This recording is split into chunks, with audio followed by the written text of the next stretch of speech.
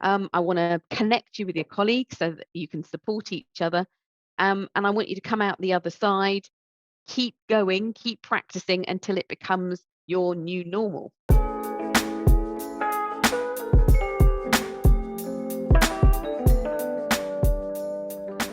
Everybody, I'd like to welcome Melanie Franklin to the channel. Melanie, thank you for joining us.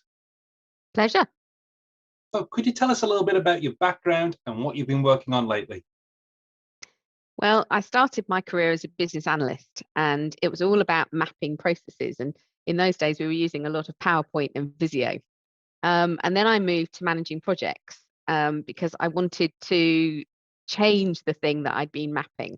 So I was doing a lot of as-is and to-be models, and I was quite excited about, well, who does the gap in between then?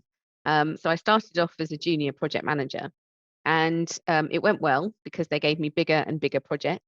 Eventually, I ended up as a program manager at a time when this was before we'd written things like managing successful programs and actually had that methodology. So all I remember of the interview for my first program manager job was that they basically tripled my salary. And I came out of there absolutely stunned. And I went to the job agent. I called the job agent, and he said, and I relayed what had happened. And he said, "Oh yeah, you're shoo-in for this. You like multitasking. You like pulling all the threads together. You like building the jigsaw puzzle without the picture on the box. You'll be fine." And I sort of said about the salary. He said, "Yeah, I didn't tell you beforehand." He said, "I thought it might shock you." But I think that's also an indication of, from a project management point of view, I went down the route of managing bigger and bigger projects. But then after I became global head of project and program management for one of the big investment banks, I veered off. And I went into training for a while. And then I started managing much more of the change bit of the programs because I was good at pulling the threads of all the different projects together. But I was really interested in, well, what difference are they making? All of these things are going live, and I know my project teams are delivering them pretty much on budget and on time, and they are meeting the quality criteria. But who cares? What difference are they making? So it was about 15 years ago that I really got into organizational behavioral change and what effect my projects could have. But I love both sides of the equation because I think the project management has a set of disciplines which is about creating something that didn't exist before. And I think the change management side has a set of disciplines around influencing, persuading, and inspiring people to work in a different way as a result of the project. So I really like the two coming together. Yeah, it's an interesting progression as well. How did you feel as those bigger projects were coming in? Did you feel kind of excited to get those kind of challenges? Were you chasing those bigger projects, or was it a case that you would deliver them and someone would say, "Well, you're capable. Here's another bigger one"? Oh no, I think I was very ambitious in my 20s, and what really made a difference, I'd set myself up. I wanted to be a director of an investment bank by the time I was 30, so I was quite ambitious. But I always remember what made the difference was that I continued learning. And so I joined a bank, so I had to do the chartered banking exams. But I then went off and did the Chartered Institute of Marketing exams. I then went off and did all of the project management qualifications. And I just kept driving myself. There wasn't anybody driving me. There was certainly no career path. And I think that's still an issue in project management and change management, that there isn't that sort of careers advice, if you like, within organizations. So I kind of worked out for myself that the more certifications I had, I was therefore the most qualified person in the room. And it is difficult to discount, when you're being interviewed for a job, the most qualified person without a good reason. And I thought that the logic of that was, it stood me in good stead. And nobody could ever take those qualifications away from me.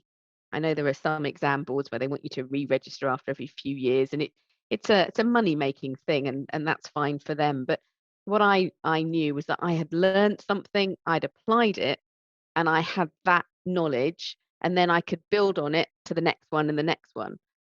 But I really did try to go wider than my job.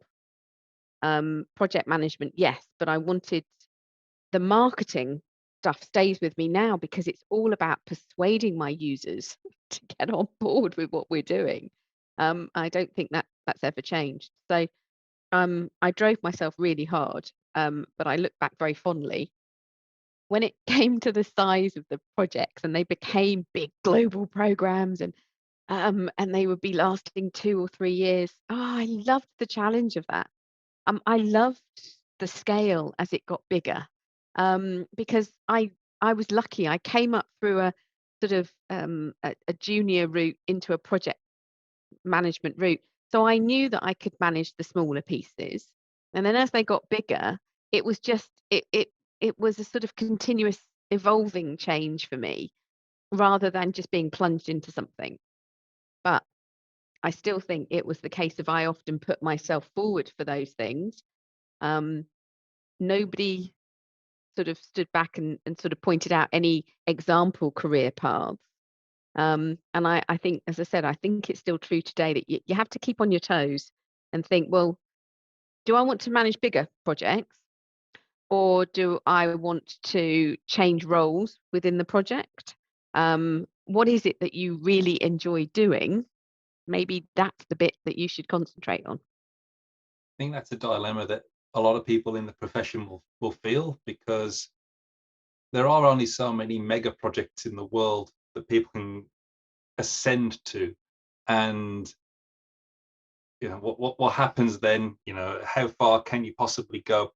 Do you then have to settle for being best in class at some point, or do you plateau and carry on just operating at the level that you're at, or do you get absorbed into a business somewhere, into some sort of more traditional non-change related role instead, and apply your knowledge there?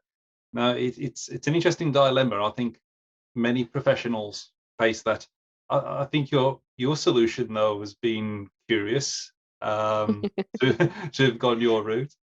But Uh, there were always plenty of options. I think these days, if I were doing it again, I might choose a different route. And I think that now, I think with the project management profession and the change management profession being more established, I think I could switch between them, mhm. because projects create that tangible change. They create a new thing. So it's like building the plane, whereas the change management route is very much about using that thing, which is it's about building the runway and the terminal buildings. And it's where do you want to spend your time? Do you want to build up that capability to work in a new way, or do you want to build the trigger for working in a new way, which is the tangible piece? So I think you can operate at that level, or you can say, well, I've mastered project management or change management now. Now I want to be more in the driving seat of what initiatives we do, and I think that can put you through the PMO these days. It used to be the project management office, but now it is a portfolio management function. And I think there's opportunities to get into more strategic roles there. I always remember a friend of mine, he's global head of PMO for one of the biggest insurance companies in the world, and he adores his job.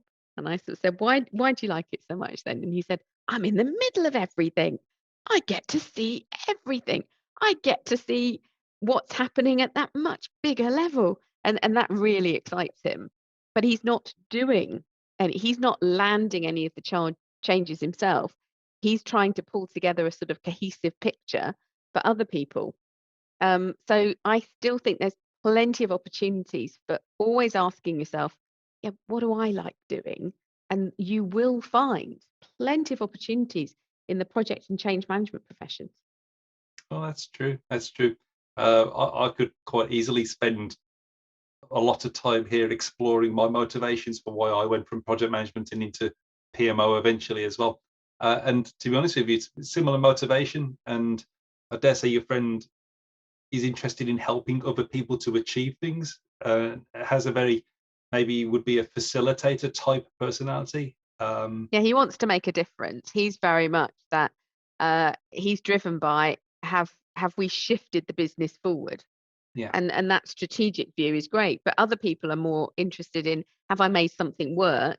And other people are more interested in being closer to the ground and going, as a result of what I do, people work differently than they used to work. I helped to do that. yeah, So I think you have to ask yourself, what is the bit that excites you? Because all of this is driven by intrinsic motivation, that internal fire to spend time like we are tonight. We're having this conversation tonight because we both want to drive the professions forward. We want to inspire people to get on board. That's our inner motivation. And I think you have to tap into the thing you care about, that meaningfulness. That's really what's important. yeah. I agree. I agree. You mentioned change management earlier, and I'm conscious that some of this audience may not be entirely familiar with that or entirely comfortable with the phrase. They're probably trying to grasp what project management still is. Would you like to give an explanation on how you see change management and its differences from project management? Well, change management is all the activities, and often there's a lot of them that are communication activities. It's about things like running workshops, creating material for people like user guides so that they can understand the thing that the project is creating. So if you think that the project, it might be creating a new platform, it might be creating a new set of processes that people have now got to adopt. It might be a restructure because it's an HR driven initiative. But the project is always where that tangible, that thing you can definitely see and feel and touch, it exists and it didn't exist before the project. Whereas all the change management activities is about how we link together all the things. I really need to make you aware that we need to work differently. And I need to make you aware and feeling positive and excited about working differently. I've got to give you lots of opportunities to have a go, to practice working differently in a blame-free environment. So I might want to give you an IT version of a sandbox to play in. I want to give you a chance to identify what you personally have to do differently than you've done before. I might have to put you on formal training courses to give you those skills. I want to connect you with your colleagues so that you can support each other. And I want you to come out the other side, keep going, keep practicing until it becomes your new normal.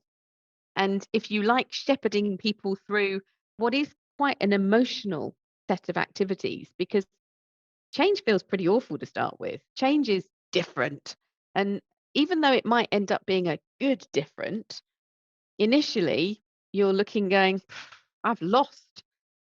I've lost how I used to do things. I've lost all that certainty. I've lost all of that habit. And I feel I'm in the middle now and I feel very uncomfortable. And if you enjoy hand holding people and guiding them and encouraging them, then change management is definitely the career path. What I really love about my job is that it is part coaching, it's part marketing, part facilitating.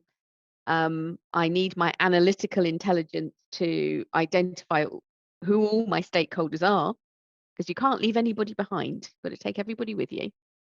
And then devising ways that I can give them the opportunity to practice, have a go, share their views, act on their feedback. And it's taken me from my original business analysis and then project management roles. I now have been for the last 10 years studying things like neuroscience and positive psychology, because it's all about being that very persuasive person, positively influencing a situation. Equally, I work with fantastic people who don't want anything to do with that because they're saying, no, I really like the tangible creation. I like building something that didn't exist before. And I like to look at my work and go, that's what I created. Whereas they say to me, Melanie, what you look at is you see that people have changed their minds on something and they've got behind something and they're excited by something. You change people's minds. but I build things that they can use. And maybe those simple descriptions will help. It's interesting the focus on non-traditional project management skills and reading.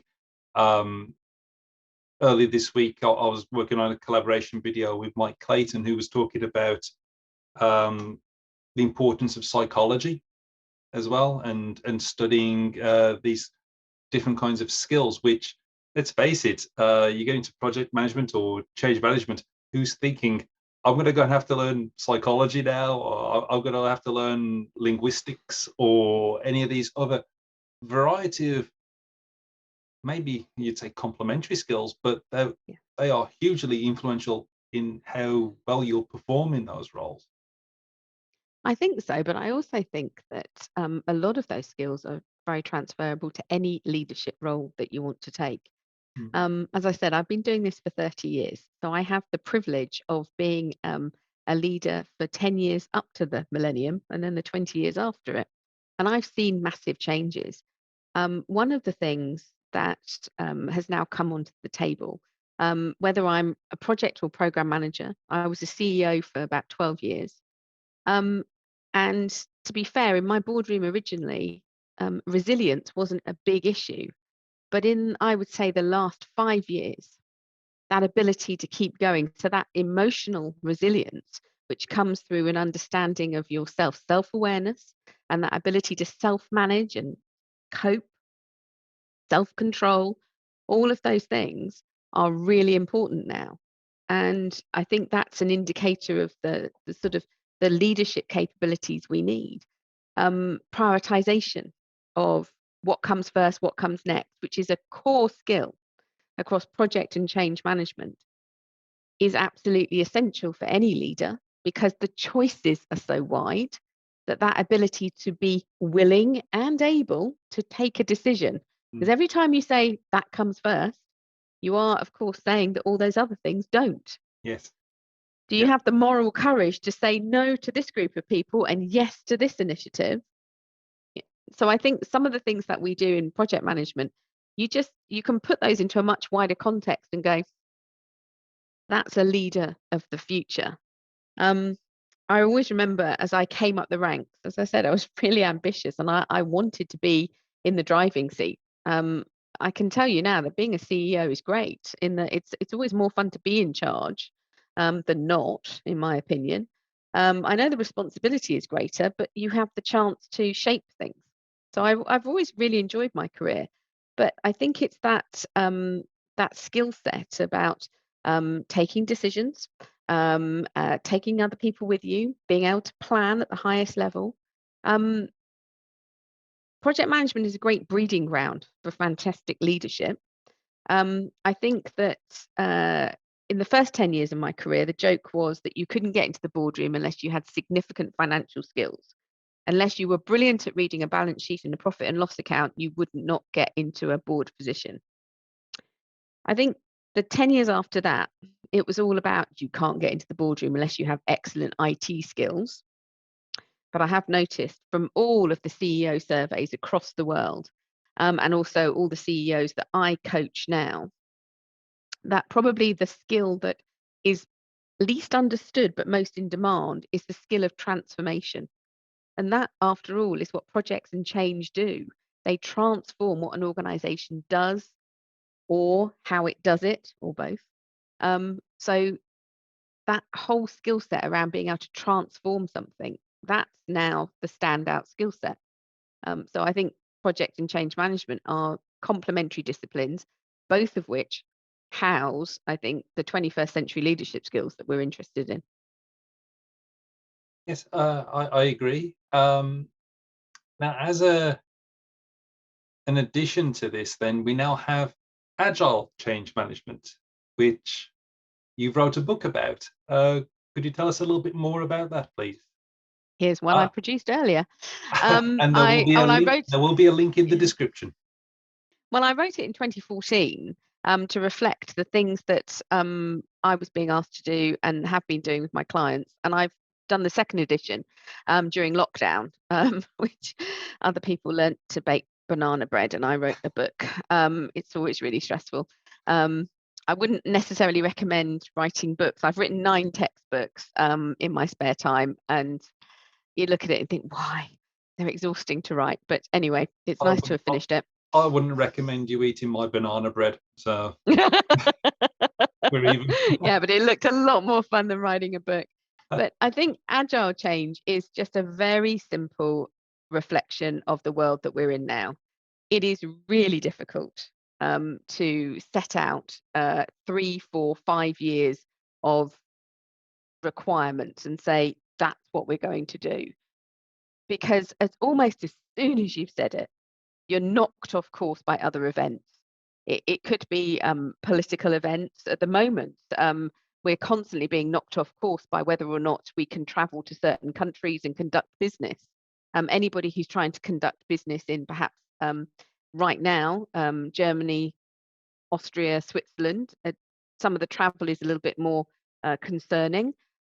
We've got certain borders that still haven't opened. We've got others that have recently opened, but might not be open for very long. That's just one aspect. We've got people who aren't sure whether they should come into the office or not come into the office.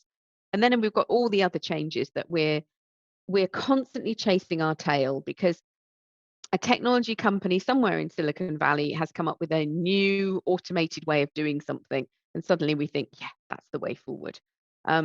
Look at all of us on Microsoft Teams. Yeah. Microsoft have now announced Microsoft Mesh, where we have the opportunity to run our initiatives more as avatars. And you think, oh, I've only just learned Teams and now I've got to learn Mesh. So I think that very high volume of change leads us down this agile path, because what agile means is that, I frequently reevaluate the direction, check that everything I'm still doing is necessary, and I pivot to a slightly different way of doing it if it isn't. And that's all that agile change is. It is agile, which means you are flexible and you are open to new possibilities. It's the opposite of I've gathered all the requirements and come what may, I am going to implement them all. And I'm going to make you wait until they're all ready, and then I'll give you the complete solution. Yeah. There's a lot of danger in there. Mm. If you Yeah. keep me waiting until you've got the complete solution, unfortunately, while you're perfecting what you're doing, the world's changing around you. And I've got some major initiatives, multi-million-pound initiatives at the moment. I've got one that's due to deliver in June next year. The requirements for this big platform were pulled together at the beginning of this year, back end of last year, beginning of this year. So they're about 11 months old already. And I would say that, well, a good 15% of them are absolutely not what's required anymore. And probably another 10% are questionable. What it's going to look like by the time we get this platform in June, end of June next year, I do not know. But it just doesn't make any sense. I would rather that we'd been given the first module of the system, put that into use, put our data in there, started getting people up and running, and then a few months later we could have brought in the next module. And again, we could have put our lessons learned from the first one into that development. But we can't. We've got a traditional sort of waterfall contract, and we're all just waiting until what should be the end of June. We're hearing now it's probably going to be closer to September, because they need the extra 2 months, because and it's natural, it's nobody's fault. But if you've tried to predict that you've got an 18-month development path, and you've never done this work before in these circumstances, in this culture, with this data before, the likelihood of you getting the date right is minimal. It's all new. So we know that when you plan everything up front, and remember, I've been doing it 30 years, I know that the further out you go, the bigger the lie you tell yourself. Because, I'll get it done by the 30th of June. And of course, some things, the wheels came off in July and August this year. A couple of key staff members left them. One part of the work was harder than anybody thought. and that they are a good couple of months behind. And looking at it at the moment, they're not going to be able to make that back up. Agile change cuts through that and says, no, chunk this up, chunk it into something small that we can get into use as soon as possible before everything changes around us. Get it in there. We'll start getting the value out of that. We'll reorganize, we'll get people doing new roles, learning new skills, working in new streamlined processes, but just this bit. And then when you give us the next bit, we'll do all that again. But it does give you earlier return on investment. And of course, earlier return on investment means you get to pay, really. You start to pay for the later chunks. And as I said, as a former CEO, I can tell you now that that's a very attractive funding cycle, as opposed to, hey, 18 months before anywhere near going live. That's less attractive. So I was going to ask you at one point, having worked in change for a number of years, what changes you've seen in change, and I'd say the move towards this agile way of thinking probably is going to be the standout one. But I'm curious on your view then on whether large organizations' leadership is coming along on that journey as well. Are they? I mean, they have to often commit to 3, 5, sometimes longer year strategies. And in order to achieve that, or to feel they can achieve that, they need to aim at something. Is it possible to get them on board with a method where you say that end something may be a bit more variable than you're prepared to accept? Yes, I think it is, but I think it's built up with new mechanisms. So um, I was in a meeting last week, which was all about a 10-year plan. And I can tell you now how ridiculous I felt talking about what was going to happen in 2032, 2033. It didn't feel that comfortable. And I kept caveating it by saying, I can see that there's value in talking about this so that you establish you still want to be in business in 10 years' time, that you still believe that a core part of your product range will still be useful to the population, but you also recognize you would have had major shifts, probably due to environmental concerns more than anything. But I sort of said to them, let's pull it back and say, well, we know therefore that these are the things we still think we should be doing. These are the customers we probably think we'll be targeting. So that gives us a sort of destination. But let's be honest, let's just focus on the next 1 to 2 years and say, right, okay, what we're going to have up and running in the next 1 to 2 years of these things. And let's keep checking back with ourselves through this horizon scanning process of let's look at what's over the horizon. Let's look at what's changing around us and agree that we've said this is what should happen in 2033, assuming all these things happen. But let's keep double checking our assumptions. And I think the key thing, Stuart, the thing that makes a successful leader right now, or a failed leader, is their ability or not to be able to accept that things have changed and not see changing their mind as a failure.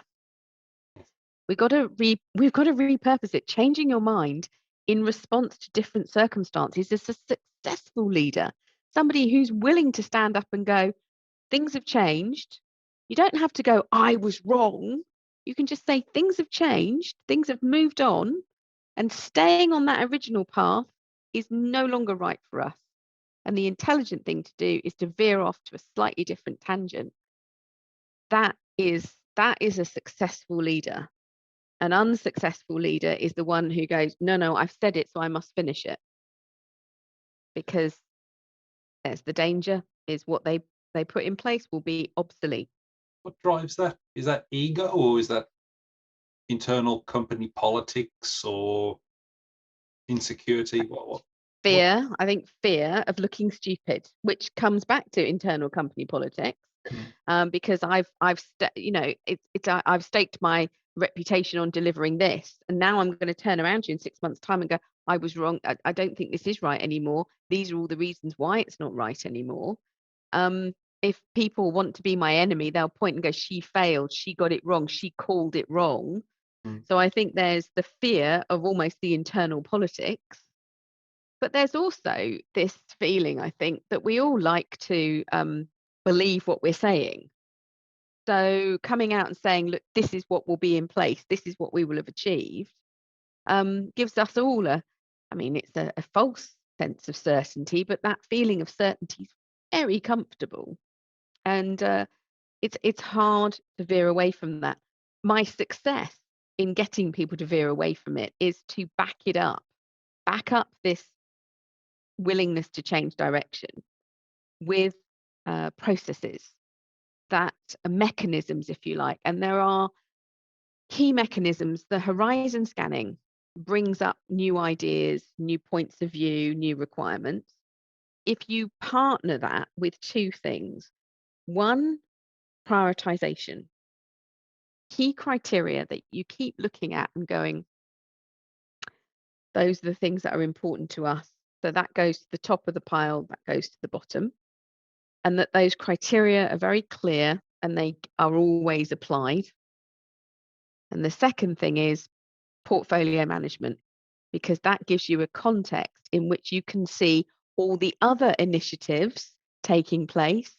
And it gives you a context to also go, should we continue? Yeah. Well, actually, this still does create something that enables other things to happen. So it's more of an enabler than Mm. creating benefits in its own right. I think we should keep going with it. Or you look at it and go, no, actually, there's no onward benefit. Let's just stop it now. But I think when I talk to people about that idea of horizon scanning, prioritization mechanism, and portfolio management, suddenly it seems a bit more scientific, and it's not, oh, I've just changed my mind. Yeah. It seems less informal. It seems less of a, I look like I'm unable to commit. No, no, no. It's more evidence driven. It's more scientific. And therefore, there's your rationale for changing direction. Interesting. Okay. Well, But saying that the data's changed has always been a great way to course correct yeah, without shame. But I think so long as you're course correcting and you can always point to we're trying to be consistent with our values and to offer a great service or to improve a product or whatever it is, maybe that should be perhaps more influential in guiding these things rather than some abstract goal set 10 years yeah, in the future. Set 10 years in the yeah. I future, think, the day before the metaverse gets announced. And then everyone has well, to I go think, back and plan it again. well, I've got on my desk, I actually have my acceptance criteria. We're coming towards the end of the year, and I'm in a lucky position. I have lots of people who are asking me to work with them all the time. And I get very stressed about saying no. I feel I've always found that the more difficult conversation. Um, but what I have is the set of criteria. I've reevaluated what our priorities are for next year, and certainly my values. And I work with somebody in California called Esty Briggs, and she's brilliant at calling it out as it is. And she said, as we exit this pandemic, and we're not there yet, but we've all had personal experiences, possibly of horrendous grief, um, great uncertainty, family members who've lost their lives, lost their jobs. We're coming out of it as different people to what we went in. And what I would have accepted in my life, for me, it was huge amounts of global travel. I look at it and think, do you know what I've enjoyed? I've enjoyed having Sunday nights at home and not being in an airport lounge somewhere. That isn't to say I don't ever want to travel again, but I do my travel more purposefully now. And that's on my own acceptance criteria, that list of decisions that I go through, those factors. So every time something comes in, I ask whether or not it's part of the big stuff I want to achieve for the next couple of years, or is it veering off at a tangent that actually would be a distraction? Mm. So let's call that out. And does it live to the things that I want to concentrate on? Are they organizations that I want to work with from their own values? And it's just that set of criteria that enables me to say, those are the projects I will work on, and those are the ones I don't want to work on. Now, obviously, I'm in a lucky position to be able to make those choices, but I think it illustrates that making those choices is it gives you stomach ache because you know that you're saying no to things. Kind of want to be sure that what you're saying no to is the right stuff. Yeah. So, criteria driven decision making. If you're a junior project manager and you're trying to work out what requirements that you really ought to put in place and what you shouldn't, criteria driven decision making will save you. If you're a senior leader and you're trying to decide what projects should be commissioned, criteria driven decision making will save you. So, again, another great set of techniques coming out of the world of project and change management, a really effective leadership. Wonderful. And also having that kind of criteria based approach is also going to overcome any kind of feelings of FOMO for all the things that you say no to as well, because you can always go back and say, based on what we knew at the time and the evidence, this is the right call to make. It's a logical decision making process. No, I admire that. Well, Um, I think for all of our project managers, it's something that's so important because you said about one of the biggest trends being agile change, and I agree with you. But I think another change that's affecting all of us is the huge amount of change taking place in organizations. yeah, And, you might very well be working on a project that delivers great value, but you're actually in a very competitive marketplace because there are so many other initiatives going live at the same time. And I think being able to evidence why your project will deliver meaningful benefits, um, and you can evaluate it against those criteria, it is really important. I think that is, to be honest, Stuart, I think that is one of the biggest issues is have we reached breaking point about the amount of change we're asking people to assimilate? yeah. I can see the challenge there in terms of both the individual, the team level, and the organizational level. It's at all points. Yeah, and I've worked on a number of assignments where I've encountered people who just burned out from the change, and they've seen people try to do the same thing from their perspective, at least the same thing 3 or 4 times. It's like, oh, you're the latest one to come along and change this. It's like, Mm. oh, great. Yeah. Hmm. Yeah, We're in an interesting time, I think, because it. I think I point out these techniques because I'm very keen that people have practical solutions to solving the most common challenges. I think that's the thing that I'm most interested in is working out ways to solve these issues and then making sure that everybody can try them out and use them. Because the more we build these skills up, the more chances we have that we're going to be doing the right projects at the right time and making the right difference. yeah, yeah. It's it's interesting just that actual getting your head around the fact that change is continuous, isn't it? And life is all about change, but at the same time, there is a desire for stability, a need to embed change, and we have competing emotional drivers, perhaps competing realities. Finding the balance is going to be a huge challenge for just an individual, let alone an organization. I think at an individual level, the thing I've noticed the most is that um, I've lost the opportunity when I'm struggling through a change and I'm practicing new ways of working. And of course, my productivity goes down because I'm trying something for the first time. So I'm a bit slower and I'm having to follow my notes. I'm probably making mistakes, which will take some time to correct. And then I'm beating myself up for getting it wrong. And I've got to, have the energy to come back and have another go. So I've got all of that going on. And if you like, there's always a productivity dip the launch of any project will create that productivity dip. But what happens is you come out, if you keep going, you come out the other side and you really have realized benefits. You might have an easier process to follow. It's more streamlined, there's more automation. That's definitely made my job easier. But what I've lost over the last 10 years or so is the plateauing.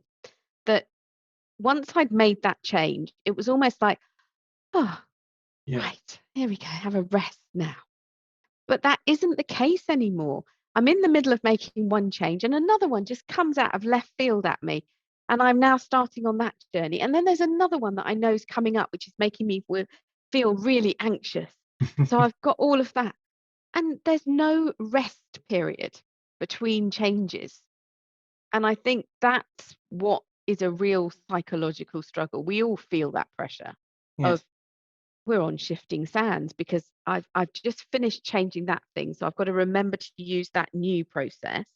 I'm Yeah. in the middle of trying to work this one out, and that feels really stressful. And I'm worried about this new system over here that apparently we've got to start using from next month. You know, it's no surprise that people feel incredibly stressed. And I was reading more statistics today about the, if you like, the big resignation, the Great Resignation. Yeah. Um, and just examples of people who are saying, it's no fun. Yeah, I get paid and I've still got a job, so I should be lucky. But actually, my job's an endurance test every single day, and I've lost my love of it. So I'm going to quit, and I'm going to go off and do something more low paid, more manual, more perhaps more creative. But I'm not going to do this anymore. And I think in the data driven world we're in, that's probably a quite a significant danger. I think it's a fascinating set of events that are taking place with the Great Resignation. Millions of people just deciding they've had enough, all pretty much around about the same time in the year, wasn't it? It just like 4 million people just left the workforce. I Yeah. think 4 million in the US. I'm not sure what the figures are here. No, it's incredible. The sooner we get an understanding about the drivers behind that, I think the better, because I think you're right. People are just deciding that, that they've had enough of that. They've spent more time reconnecting at home by force to begin with, but eventually by choice, and they'd rather have a different way of living. I used to work with someone who was managing a HR department who looked forward to retiring so she could work at the local Costa coffee shop. And it's like, okay, entirely Yeah. different life choice, and even then, this is over a decade ago, she was hoping for that moment. Maybe a lot of people just got pushed towards that decision a lot sooner than they expected. Well, I think there's a fundamental societal change, which is that with all the technology changes that are taking place, I think we are increasingly trying to treat individuals, trying to treat human beings at the speed of technology change. Mm, I can press the button and I can change the layout of the user interface. But as a human being, it takes me a long time to assimilate that. Microsoft put some changes out over the weekend that's changed the look and feel of could be Microsoft PowerPoint or Word or whatever. yes, And they it did. takes us, yeah, they did. And it's driving us all crazy because actually, as a human being, my ability to assimilate that the save button is now in pink and then the top left of my screen. I'm sure eventually I'll thank them for that. I'm sure that'll be quite useful. But at the moment, if you change the font to white when you're designing a slide, the white has you can't see it on the screen Yeah. when you've got that choice. And you think, oh well, that's ridiculous. And the thing is, they launched that change, and what they've done is they've triggered domino effect of all of us struggling to save our documents or to operate our documents easily. Yeah. This is a fundamental issue that there is so much technology change coming at us. We do not change at the speed of rewriting a line of code. And so, do we stand any chance at all of keeping pace with technology change? Probably not. That means that we have to get really very good at choosing the technology changes that we do implement. And therefore, I also think that because we're not getting that good at that choice, we're going to continue to see people going, I can't keep up with the pace anymore. I'd rather take something less stressful. No, I can appreciate that. Um, it's, just on a personal level, fairly recently, I stopped wearing my Apple Watch and switched back to a wind-up watch, just for the simplicity. I wonder if lots of little personal journeys like that are happening for people, and yeah, these Yeah. ones. Get away from I the can't take any more, so this is what I'm going to say. I love that. I love that idea. Yeah, I want to go something a little bit more basic. Yeah, I think people are. I think, yeah, be in a bit more in control as well. Yeah. Yeah. Yeah. Yeah. Well, but circling back, the world of project management is a fantastic area to be in because it teaches us some fundamental skills that are applicable to any aspect of our lives. So if you're listening to this and you're thinking, am I in the right career? I think the answer is yes, you're in a fantastic opportunity to learn lots of new things. And all of them are relevant if you want to climb up the ladder from a leadership perspective and take on a more strategic role, if you want to get better at more and more projects, or if you want to quit the rat race, all of those skills will still be useful in whichever frame of life you choose, because they're all about organizing and getting things done. Wonderful. I have one last question for you, which I hope isn't going to be unfairly influenced by what we were talking about a moment ago. But you're the co-founder of the continuous change community. I know we're just talking about continuous change in a slightly negative sense there. I assume that you're working on a slightly more positive. Well, I'm not sure we are. I think I set up this community last year and it's got about 2,000 members already. They're people who are managing change either as project managers, program managers, change managers, communication managers, line managers who are supposed to lead their own staff through it, all of these things. And we actually come together once a month as a discussion group. We look at the challenges we're facing and we actively look for ideas for solutions. And I think that just shows you that actually the reason this group exists, and I don't like the title, it's not a snappy, but it's very descriptive, continuous change, because everybody that comes to these events is dealing with multiple high volumes of change that are knocking people off course left, right, and center. And they're looking for a way to sort of try to put order amongst the chaos. Yeah. So yeah, the group was founded simply to give us all a chance to come up with, again, practical solutions, and that's what we do. Wonderful. And have you got anything coming up in the near future that people should look out for? Well, I think the thing that really stretched me about writing the book was that you have to add in about 20% of new content. The Agile Change Management Handbook has been turned into a globally recognized certificate by APMG called the Agile Change Agent course. And as a result, we've also got the Agile Change Coach course now.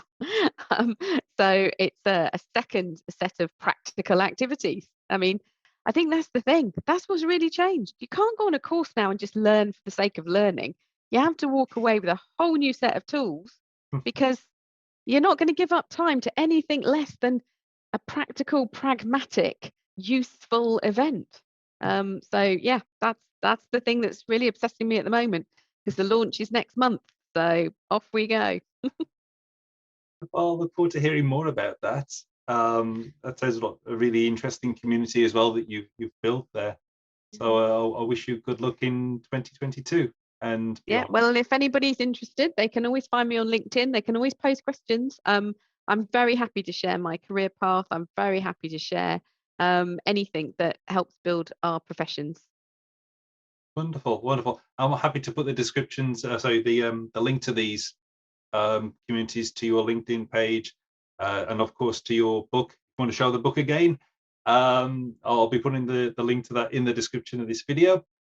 And on behalf of myself and all the viewers, Melanie, thank you ever so much for your time, and we really appreciate it. Thank you. It's been a real pleasure. Thank you very much.